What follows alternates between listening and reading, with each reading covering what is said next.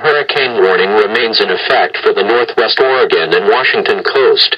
Hurricane Sandy.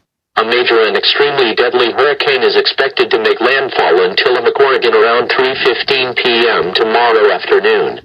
This superstorm is expected to be a Category 5 hurricane with winds up to 300 miles per hour. Evacuation orders are currently in effect for the following counties. In Oregon, western Clatsop and Tillamook counties.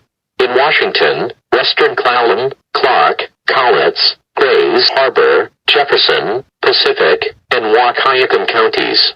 If you live in the listed areas, and have not done so, evacuate now. Follow the most designated evacuation route set up by your local authorities.